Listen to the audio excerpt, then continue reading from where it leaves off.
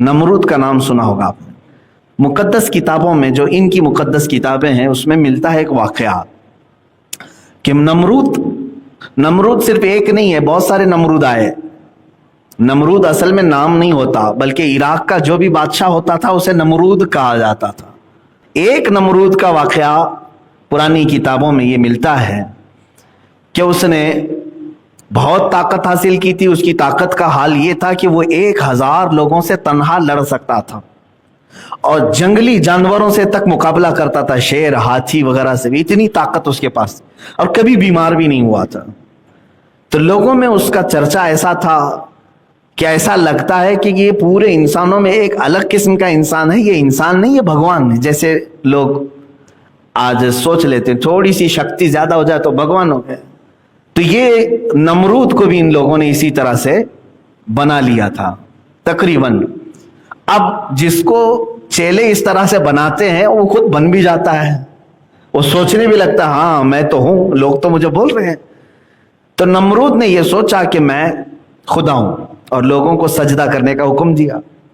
سارے لوگ اکثر اس کی عبادت میں لگ گئے.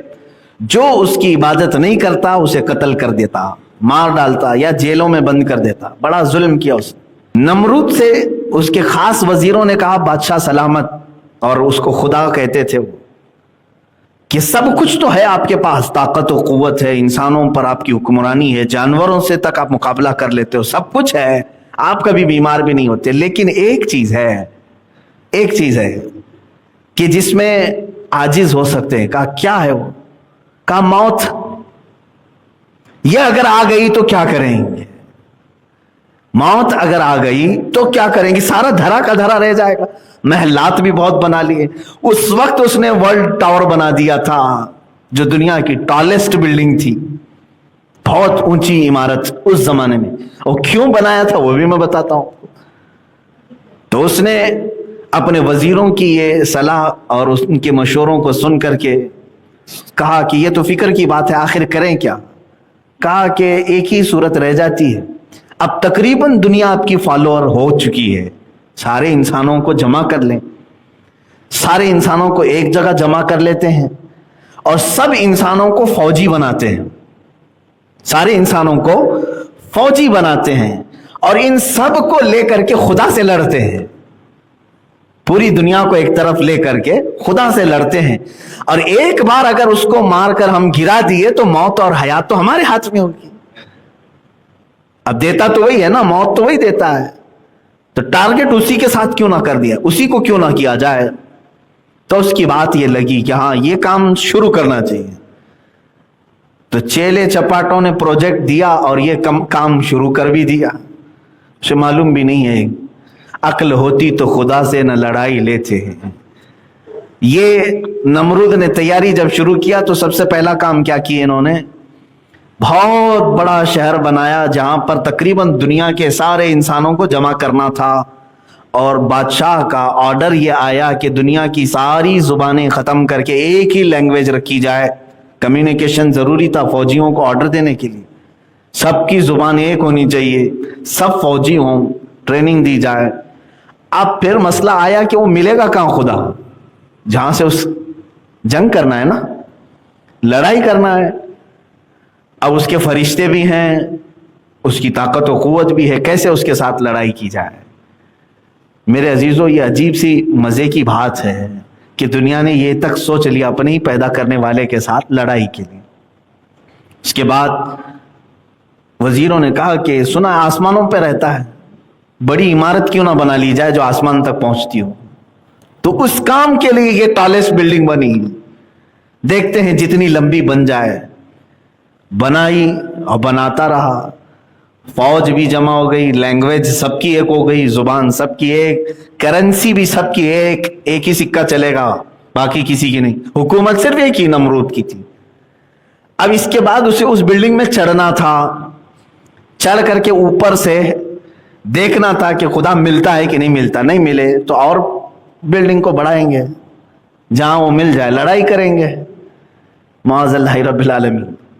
کبھی کبھار میں یہ بیان کرتا ہوں تو حیرت بھی ہوتی ہے، لیکن یہاں بات یہ آئی ہے، اللہ نے جو فرمایا نا واللہ اشد بأسا، اور اللہ جنگی طاقت میں بہت سخت ہے، اس پر میں عرض کر رہا ہوں۔ دیکھو اللہ کی جنگی طاقت کیا ہے۔ آج ابھی کوئی اتنا بڑا نمرود آیا نہیں ہے جو پوری دنیا کو اکٹھا کر کے سارے یہ کام کر لے، اس زمانے میں وہ کر چکا تھا۔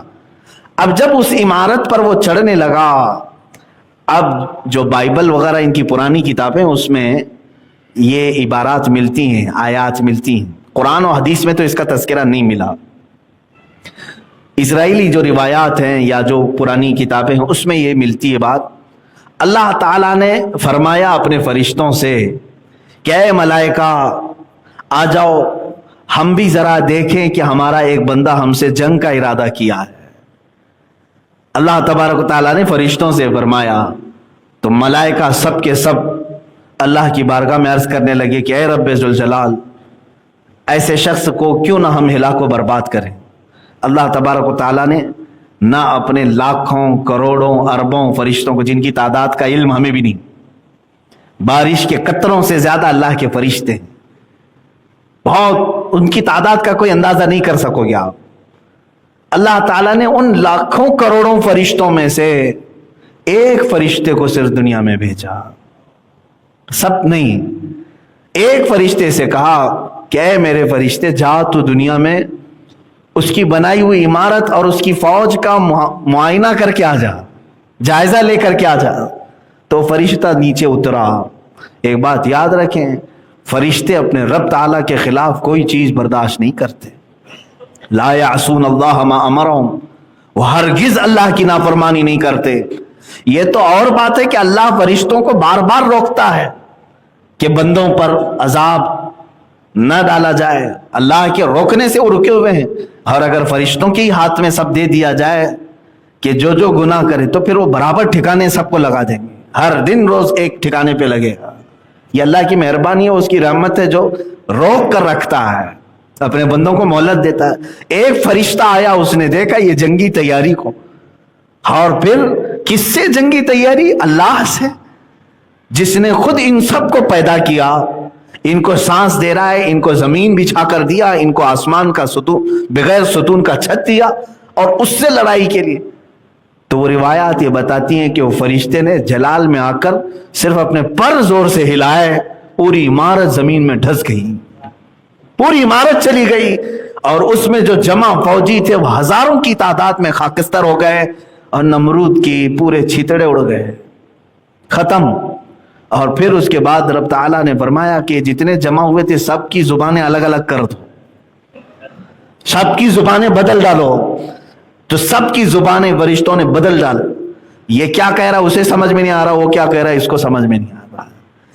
آج بھی وہ حکمت باقی ہے پوری دنیا میں، یہ جو ہزاروں زبانیں ہیں اس کی ایک وجہ یہ بھی ہے کہ سب مل کر کے فتنہ نہ کریں، سب مل کر کے فتنہ نہ کریں، اس لیے یہ تمام چیزوں میں اختلافات ڈال دیے گئے، زبانوں کا اختلاف۔ میرے عزیزو، ایک تاریخ یہ ہے، یہ ہو چکی بات۔ اب اللہ کی جنگی سختی آپ نے دیکھا، جنگی طاقت، اللہ فرما رہا ہے واللہ اشد بأسا، اللہ جنگی طاقت میں بہت سخت ہے، واشد تنکیلا، اور اس کا عذاب بہت زبردست ہے۔ یہ تو بہت چھوٹی سی بات ہم نے دیکھی۔ اسی طرح سے رب تبارک و تعالی کبھی بھی اپنی جنگی طاقت کے پورے مظاہر دنیا میں نہیں اتارے آج تک۔ ایک ہوتا ہے نا بھائی میرے پاس 100 لوگوں کا دستہ ہے، آپ نے للکارا، لاؤ دیکھتے ہیں طاقت کتنی ہے۔ اگر میں نے 2 کو بھیجا تو گویا کہ 2% ہی تو اتارا، 10 کو بھیجا تو گویا کہ میں نے 10% ہی اتارا۔ اب جب 100 کے 100 اتار دیں تو کہا جائے گا کہ پوری طاقت جھونک دیا۔ آج تک دنیا میں رب تعالیٰ نے جنگی طاقت کے لیے اپنے پوری طاقت کا کبھی مظاہرہ نہیں فرمایا۔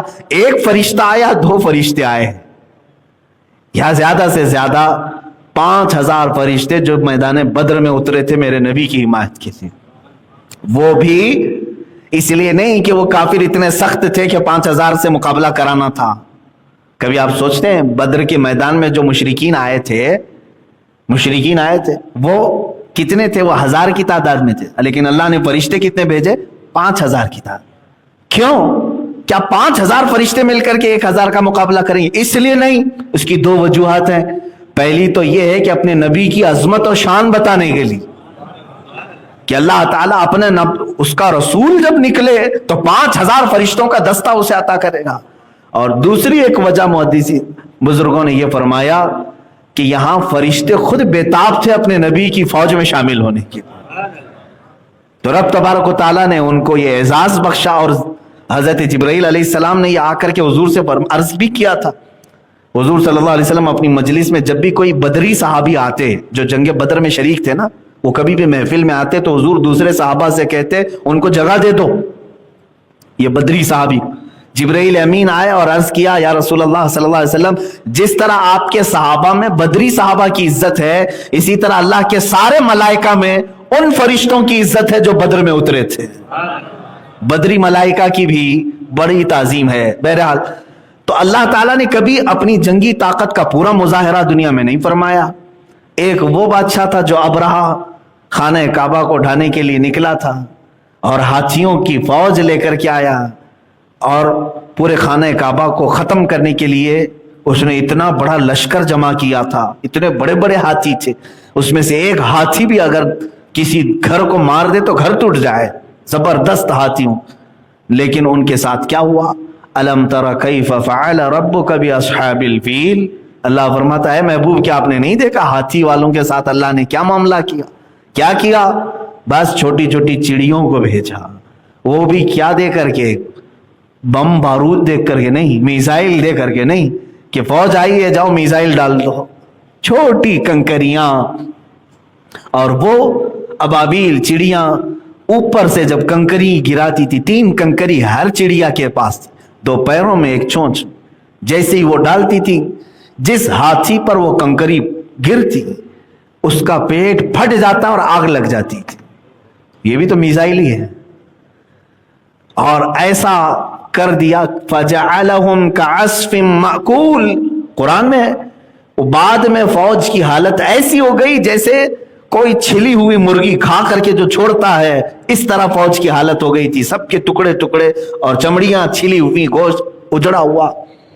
یہ اللہ تبارک و تعالیٰ کی جنگی طاقت ہے کہ جب وہ بھیجتا ہے تو بہت چھوٹی سی چیزوں کو بھیجتا ہے لیکن بڑی سے بڑی تباہی آ جائے گی. اب میں آپ کو بتا رہا ہوں میرے عزیزوں، اللہ نے جب تمہیں یہ وعدہ فرمایا ہے کہ میں تمہارے ساتھ ہوں اور اللہ کی جنگی طاقت بہت مضبوط ہے، بہت زبردست ہے، تو خوف کس بات کا؟ اسی لیے اعلیٰ حضرت فاضل بریلوی رحمۃ اللہ تعالی علیہ نے فرمایا خوف نہ رکھ رضا ذرا، تو ہے عبد مصطفیٰ، تیرے لیے امان ہے، تیرے لیے امان ہے. ہمارے لیے یہ وعدہ کیا ہے اللہ تعالیٰ نے، لیکن ہمارے لیے اب حالات ایسے ہو گئے کہ سب کو بزدل بنایا جا رہا ہے. خوف، ڈر. میں بھی چند دن قبل عورتوں کی وہ یہ بیان بھی کر رہا تھا، میں نے اسلام کی وہ عورتیں بھی پڑھی تاریخ میں کہ دن میں کئی مرتبہ وہ ننگے ہاتھ سے تلوار کو پوچھتی تھی، صاف کرتی تھی اپنے شوہروں کو پکڑانے کے لیے، اپنے بیٹوں کو اور اپنے بھائیوں کو دینے کے لیے. وہ خواتین ایسی تھی کہ ان کی ہتھیلیاں ہمیشہ تلوار کی دھار سے کٹی رہتی تھی، تلوار کی دھار سے کٹی رہتی تھی. یہ ہماری ماؤں کی تاریخ ہے کہ وہ اپنے ننگے ہاتھ سے تلوار کو یوں پوچھتی تھی کہ کبھی ان کو احساس تک نہیں ہوتا، اور وہ اپنے شوہروں کو پکڑاتی، وہ اپنے بیٹوں کو اور اپنے بھائیوں کو. میرے عزیزوں، کاکروچ سے ڈرنے والیاں، چھپکلی سے ڈرنے والی عورتیں، یہ اگر تاریخ میں ہوتی تو شاید اسلام یہاں تک نہ آتا. جو معزز اور مقدس خواتین نے بہادری پیش کی تھی اس زمانے میں، آج وہ تو مردوں میں بھی نہیں ہے، آج وہ مردوں میں بھی نہیں ہے، نوجوانوں میں بھی نہیں ہے. اللہ تبارک و تعالیٰ بزدلی دور فرمائے. ہم دعا بھی کرتے ہیں نا، اللہ کے نبی صلی اللہ تعالیٰ علیہ وسلم کی ایک دعا ہے، اللہم انا نعوذ بک من الجبن والبخل ونعوذ بک من العجز والکسل. یہ حضور دعا کرتے تھے، جس کا ترجمہ میں بتاؤں، اللہم انا نعوذ بک من الجبن والبخل کا مطلب ہوتا ہے اے اللہ مجھے بزدلی سے بچا، میں تیری پناہ مانگتا ہوں بزدلی سے. بزدلی کا مطلب ڈرپوک آدمی، ہر چیز سے خوف کھانے والا آدمی، اللہ کا ڈر چھوڑ کر کے ساری دنیا سے ڈرنے والا. اور حضور جب پناہ مانگتے تھے اس چیز سے تو اندازہ کرو کہ یہ کتنی خطرناک چیز ہے، مردوں کے اندر تو ہونا بھی نہیں چاہیے. اب یہاں اللہ تعالیٰ کے یہ وعدے، یہ ساری چیزیں میں نے آپ کے سامنے رکھ دیا کہ اس کی جنگی طاقت کس قدر سخت ہے، لیکن کس کے لیے؟ جو اٹھا اس کے لیے ہے۔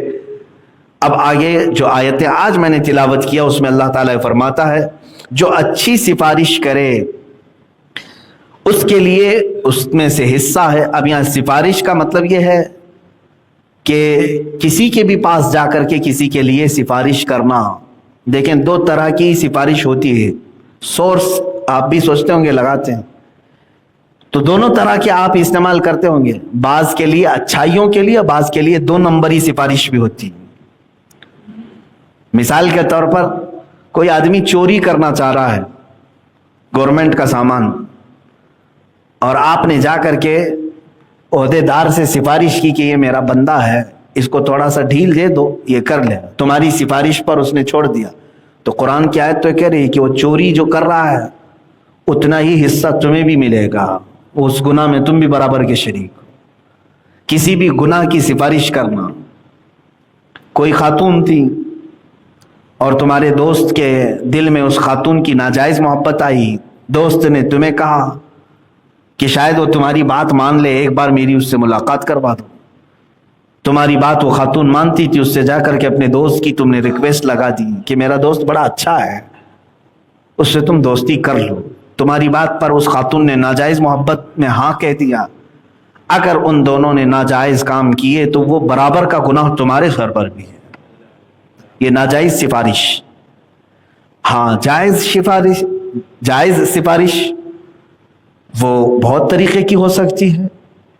آپ نے کسی بچے کو قرآن پاک کا حافظ بنانا تھا، کسی جگہ آپ لے کر کے آئے، ریکویسٹ لے کر کے آئے، اب ہمارا دارالعلوم ہے، مدرسے میں پڑھتے ہیں بچے، بہت سارے لوگ آتے ہیں سفارشی، ہم پہچانتے نہیں ہیں لیکن آپ سفارشی بن کر کے آئے، میں آپ کو پہچانتا ہوں کہ اس کو رکھ لیجئے، اس کو پڑھا دیجئے، آپ سفارش لے کر کے بچے کو آئے، بچے کو ہم نے لے لیا آپ کی سفارش پر، آپ کو پہچانتے تھے، اب وہ بچہ جب حافظ قرآن بنا اس کا ثواب سفارش کرنے والے پر بھی۔ الدال علی الخیر کفاعلہ، میرے آقا فرماتے ہیں خیر کا راستہ بتانے والا خیر کرنے والے کے برابر ہے۔ دونوں بھی باتیں یاد رکھ لیں۔ آپ چل رہے تھے راستے پر، آپ سے کسی نے پوچھا مسجد کدھر ہے، آپ نے راستہ بتا دیا، وہ مسجد میں آیا، جتنی رکعت پڑھے اللہ تعالیٰ اتنا ثواب اسے بھی دے گا۔ راستہ بتانے والے کو بھی وہ ثواب دیا جائے۔ کسی نے شراب کی دکان کا ایڈریس پوچھا، آپ نے صرف انگلی سے بھی بتا دیا کہ یہاں ہے دکان، 6 نمبر پہ نہیں، 1 نمبر پہ ہے، 2 نمبر پہ ہے، 3 نمبر پہ ہے، فلاں جگہ پر ہے، آپ نے انگلی کے اشارے سے یا ایڈریس کوٹ کر کے بتایا تو فرمایا گیا ہے کہ وہ اگر جا کر کے استعمال کر لیا تو اس کے گناہ میں تمہارا بھی حصہ شامل رہے گا۔ اسی لیے میرے آقا صلی اللہ تعالی علیہ وسلم نے جو شراب کے استعمال کرنے والوں پر جو لعنت فرمائی وہ 10 قسم کے ہیں۔ ابھی کل ہی ایک صاحب نے مجھے فون پہ یہ مسئلہ پوچھا تھا کہ نئی گاڑی ہم نے لی ہے، وہ ایئرپورٹ سے سامان اٹھاتی ہے اور لے جاتی ہے، لیکن اس میں شراب کی بوتلیں ہی لا دی جاتی ہیں، لوڈ کی جاتی ہیں اور دوسری جگہ، لیکن ہمارا اس میں سے کوئی حصہ نہیں ہے۔ حدیث پاک میں میرے آقا صلی اللہ علیہ وسلم نے بہت پہلے ہی فرمایا شراب کی انگور نچوڑنے والا، انگوروں سے شراب بنایا جاتا ہے عام طور پر، دوسرے بھی فروٹ سے بنایا جاتا ہے، تو وہ فروٹ لے کر کے نچوڑنے والا اور نچوڑنے کے بعد اس سے شراب بنانے والا، شراب بننے کے بعد بوتل میں یا کاسے میں ڈالنے والا، اس کے بعد پھر اس کی پیکنگ کر کے اسے دکان تک اٹھا کر کے لانے والا، دکان میں بیچنے والا، دکان میں اس کا حساب لکھنے والا، پھر خریدنے والا، پھر اس کا راستہ بتانے والا، پھر اخیر میں جا کر کے پینے والا، میرے آقا نے فرمایا سب لعنت میں برابر کے شریک ہے۔ پی تو ایک ہی رہا ہے، 9 لوگ کام کر رہے ہیں، لیکن وہ سب کو اس گناہ میں شریک کر لیا۔ اللہ کے نبی صلی اللہ تعالی علیہ وسلم نے فرمایا، تو ہم نے یہی جواب بتایا بھی کہ اگر آپ کی گاڑی یہ کام میں ملوث ہے تو شراب پینے کا جو گناہ ہے، آپ کو شرابیوں کی مدد کرنے کا گناہ ضرور ملے گا۔ تو یہاں پر ان آیات میں یہ بتایا بھی گیا ہے کہ جو اچھی سفارش کرے اس کو اس کا حصہ دیا جائے گا، اور جو بری سفارش کرے اس کا بھی حصہ اسے دیا جائے گا۔ یہ ایک مسئلہ ہے. آپ یاد رکھیں آپ کی زبان سے کبھی ایسا کام نہ ہونے پائے کہ آپ کے ایڈریس بتا دینے کی وجہ سے کوئی غلط کام کر گیا. کسی کو ایسا راستہ کھول کے بھی نہ بتاؤ کہ اس پر چلنے کے بعد وہ غلط کرنے لگ جائے. آپ اگرچہ نہ کرو. بعض لوگ یہ کہتے ہیں کہ میں تو نہیں کرتا لیکن اس کو بتا دیتا ہوں, چاہے تو یہ کر لے, تو تم برابر کے شریک ہو جاؤ. ہاں, جتنا ہو سکے خیر کی ان کو دلالت کریں, خیر کے راستے بتائیں, انہیں یہ تمام چیزوں کو بتا سکتے آپ. اب ایک اور بھی مسئلہ آیا تھا. ایک صاحب آئے, انہوں نے کہا کہ حضرت میرے پاس کچھ لوگ آتے ہیں, چکن کی دکان ہے ہماری, حلال کاروبار کرتے ہیں, حلال تجارت کرتے ہیں, لیکن مارکیٹ میں چکن کے معاملات بہت سارے عجیب و غریب معاملات ہیں, یہ برائلر چکن والے معاملات. کہا کہ کچھ لوگ آتے ہیں ہوٹل والے یا پھر استعمال والے, مجھ سے پوچھتے ہیں کہ ہم کو مری ہوئی مرغی چاہیے, مری ہوئی چاہیے. تو وہ کہتے ہیں کہ ہمارے ہاں جائز بھی نہیں, حلال نہیں, حرام ہے, اور میں اس کی تجارت نہیں کر سکتا. یہ مسئلہ تو بندے کو اتنا معلوم ہے. مرے ہوئے جانور کی تجارت کرنا ویسی ہے جیسے کتے اور خنزیر کی تجارت کر رہے ہیں. خنزیر کو نجس العین کہا گیا ہے. مردار کی تجارت تمہارے لیے جائز نہیں ہے, حرام چیز کی تجارت ہو رہی ہے. تو انہوں نے کہا کہ میں تو نہیں بیچتا لیکن مجھے معلوم ہے بہت سارے کچھ جگہوں پر اس کی تجارت ہوتی ہے. تو بہت سارے لوگ فورس کرتے ہیں, چلو ٹھیک ہے آپ نہیں بھی دو تو یہ تو بتاؤ کہاں سے لینا ہے. اس وقت میں کیا کروں میرے عزیز, وہی مسئلہ ہے. تو وہ صاحب کہتے ہیں کہ لوگوں کو ٹھنڈا رکھنے کے لیے, گراہک بٹھانے کے لیے بول دینا پڑتا ہے کہ فلاں جگہ آپ کو یہ چیز مل جائے گی, آپ وہاں سے کر لو. ہم نے کہا یہ چیز بتانا بھی جائز نہیں ہے, آپ اس کے ساتھ برابر کے شریک ہو جائیں گے. برائیوں کی طرف اشارہ کرنا بھی جائز نہیں ہے. عزیزان گرامی وقار, کوئی نیا شہر میں داخل ہوا اور اس نے یہ پوچھا کہ یہاں پر زنا کے اڈے زیادہ کہاں ہیں, کوٹھے کہاں ہیں, معاذ اللہ. آپ نے پہلے تو توبہ کر لیا, کہا کہ یہ بہت بھیانک جرم ہے, میں تو کبھی نہیں جاتا ان کے سامنے, لیکن اگر تم کو کرنا ہی ہے تو جاؤ فلاں جگہ پہ چلے جاؤ. تم نے اسی اس کو ہلکے میں کہہ دیا, مگر میرے عزیزوں بہت بڑا گناہ کا کام کیا تم نے. اس کو ہلکے میں مت سمجھ لینا. اگر کسی کو آپ نے یہ کہہ دیا کہ جاؤ فلاں جگہ تم کو یہ سب چیزیں مل جائیں, وہاں چلے جانا, اور پھر آپ کہہ رہے ہیں توبہ توبہ استغفر اللہ, میں تو کبھی نہیں کرتا. تم نے راستہ تو بتایا ہے کسی کو اس کا. اب اندازہ کرو راستہ بتانے والے کا جرم اتنا بڑا ہے, بھیانک گناہ ہے, تو کرنے والے کا گناہ کتنا بڑا ہوگا.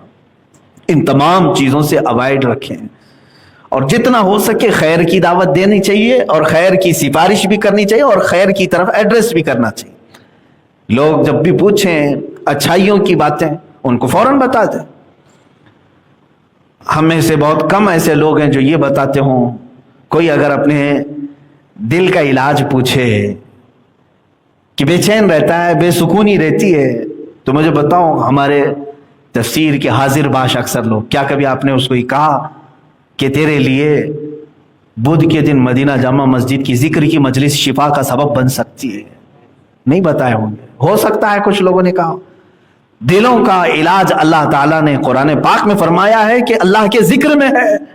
تو تم خود نہیں آ سکتے تھے, کسی وجہ سے مجبوری ہے, تکلیف ہے, تو کسی کو اشارہ تو کر سکتے تھے کہ تیرے دل کا علاج ہے یہاں پر, تو جا کر کے اپنی بے سکونی کا علاج کر سکتا ہے, گھبراہٹ اور بے قراری کا علاج کر سکتا ہے. تو یہ چیزیں ہیں خیر کی طرف بلانا یا خیر کی طرف اشارہ کرنا. آپ ان تمام چیزوں کو اپنا مطمع نظر بنا لیں اور اپنا مشن بھی بنا لیں. انشاءاللہ العزیز اللہ تعالیٰ صرف خیر کی طرف دعوت دینے والے کو بھی وہ اجر ضرور عطا فرمائے گا. قیامت کے دن ایک بندہ ایسا ہوگا جس کے لیے جنت کا پروانہ ہو چکا ہوگا. وہ کون ہوگا میں آپ کو بتا رہا ہوں.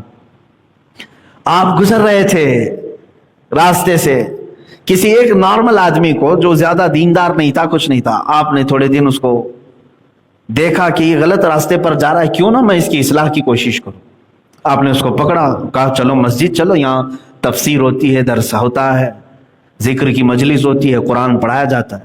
تو آپ ایک بار لے کر کے آئے اور اسے مزہ لگ گیا, وہ مجلس میں آنے لگ گیا, اور اس کا دل بھی سدھرنے لگا, وہ ساری چیزیں چھوڑ دی، لیکن آپ غائب ہو گئے،